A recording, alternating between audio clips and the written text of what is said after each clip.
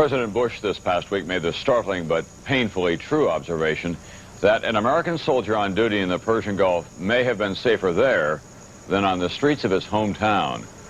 The president might have added, especially if his hometown is Los Angeles. In Operation Desert Storm, fewer than 200 Americans died.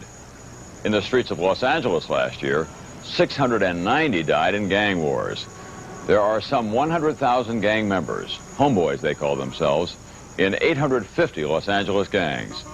And in those wars, there's no ceasefire. Every day, life in the water. Going to jail, getting shot, getting stabbed. 3 shots for attack 342. It is kind of a serious game. Darkness descends on Los Angeles, and the gangs and their guns hit the streets again. Shot in the leg, a gang member runs for his life. Gang members scatter. Another skirmish and the bloody war is over. No one was killed this time, but not for lack of trying. For the past few years, politicians, cops, and gang workers have focused on warring black gangs. But this winter, the deadliest wars are among Hispanic gangs. Police told Expose that Hispanic gangs are killing in record numbers. Homeboy, what do they call you? Danny Boy. Actually, this is where the Los Angeles gangs began, dating back to the Zoot Suit Wars of the 1940s. This for La Lopez. Now, there are 50 gangs in 7 square miles of East Los Angeles. In 1990, they accounted for 33 murders.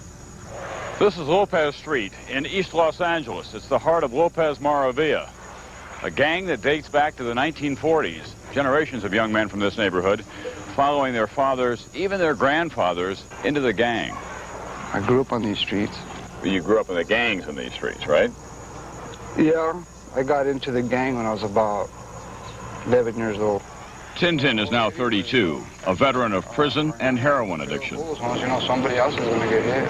He followed his parents, his uncles, and his cousins in the gang. Hey, what's up, man? And earned a reputation as a pistolero, a shooter. The revolution's over. Now, Tintin works for the State Gang Violence Reduction Project, trying to stop the killing. Yeah, he was running As a veterano or veteran, he can make the Lopez homeboys listen. When is it going to stop, eh? How many more homeboys are going to have to die? How many more kids are going to have to get shot? They look at themselves as soldiers of their communities, their neighborhoods. They're like the policemen of their neighborhoods.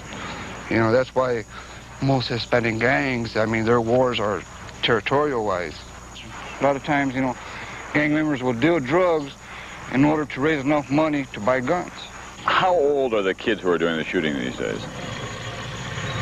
They start from about 11 to... 11? Yeah, they start pretty young. The ties that bind the homeboys are very strong. What do you need that they can give you? A lot of things. Like, you know, they love me because I'm one of the homeboys, and I do too. You like having older brothers? Yeah. Like a family? Hmm. Like a father? They're my family. Yeah? You have a father at home? Big brother, man. What happened here? That's not a appendicitis. Oh, no, it's a bullet wound. Yeah. Got shot. You must have almost died. Yeah. Taking care of business. Retaliation. That's the name of this deadly game. 14-year-old Marcos was the 11th victim of Lopez's war with a rival gang. Marcos was only in Lopez a month when a rival gang roared by, guns blazing. Another drive-by killing. Sheriff's Department, open the door. We have a warrant. Days later, a pre-dawn raid. The L.A. County Sheriff's Gang Unit arrests a 17-year-old for the murder. Turn this way. The boy's mother simply would not believe that he was in a gang, despite plenty of evidence. Joker was fingered by a Lopez homeboy who witnessed the shooting. But Joker was released when the Lopez gang member recanted his story. He had broken the code of the street. Don't get the police involved. Take care of it yourself. Well, they figure they have a better chance of getting at that guy with him out on the streets than in jail, you know, because they know he's going to get, life. If he gets life, they don't want that. They want him dead. That's what the payback is. Take one of us, we're gonna take 3 of you. Boo Boo's mother, fearing for his life, moved her boys out of the neighborhood. But the lure of the gang life was so strong, Boo Boo came back to visit, and he got shot. They just came up this right here when I was walking into the yard, and they just opened up. There's no other way to put it. They just drove up like this, slowed down a little, and pa, pa, pa, pa. Boo Boo's life still revolves around the neighborhood, but he has forbidden his brothers from joining. They, in turn, are afraid for him. I always worry when he goes there because he could get shot again, and he could die. I don't like to think about dying, but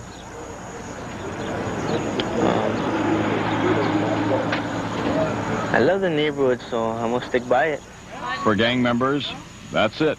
The neighborhood and homeboys and a twisted sense of pride that triggers violence and death. They buried the other homeboy today, the other guy.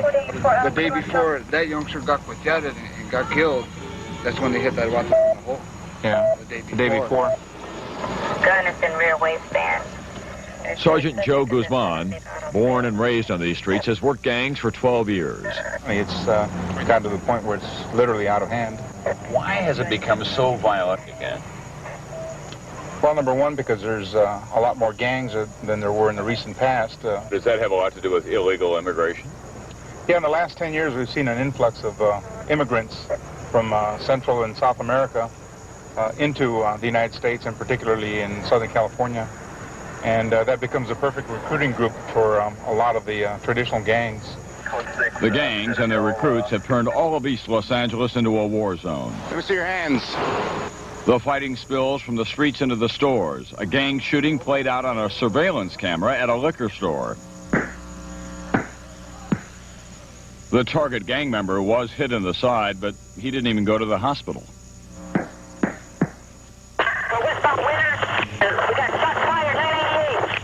Shots fired.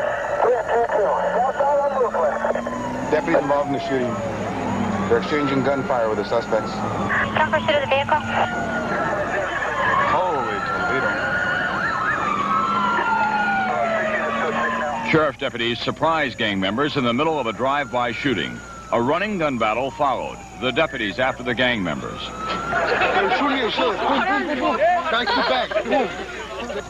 The gang car hit a patrol car and flipped. The driver and the shooter died. Another gang member was shot twice in the head.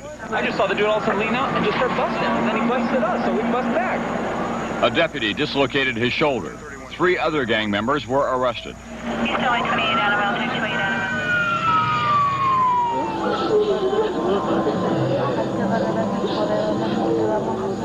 And then another funeral. Another funeral where families, homeboys, and Father Greg Boyle would mourn. In my 5 years here, I've buried 14 kids, and 10 just in 1990, and 3 just in this past week. Father Boyle, with all the violence that comes with being a member of a gang, why do the youngsters in these neighborhoods continue to join up? Well, I mean, part of the issue here is the gang activity and gang membership is such a thoroughly complex thing, you know. They're sort of a symptom of a lot of root problems like poverty and dysfunctional families and joblessness and failure of schools and despair, boredom. As long as those conditions out of which grow gangs exist, we're always going to have kids joining up gangs.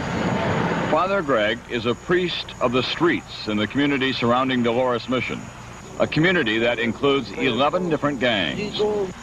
When gangs claim a victim, Father Greg is often the first one called, even before police. When you talk to them about the futility of retaliation, do they hear that at all? The other night, I heard gunshots. I went out on my bike. I went over to where I thought the gunshots were coming from, and sure enough, there was a whole crowd of kids from one neighborhood, and they had been fired upon by a car, and they were preparing themselves to retaliate. They were all packing. They all had guns. Right. I went up to one kid, and I said, you know, you don't want to do this. And the first thing that came out of his mouth was, you know, why not? You know, I have nothing to live for. I mean, hundreds of kids have told me that before. that for me is the hardest obstacle in all this. I mean, you can open a school, you can find a job, but to kind of redirect kids, give them hope, fill them with hope is the tallest order there is. But if you get shot, you could die. You get shot and die, you're too bad. But you're 14 years old, your whole life is ahead of you.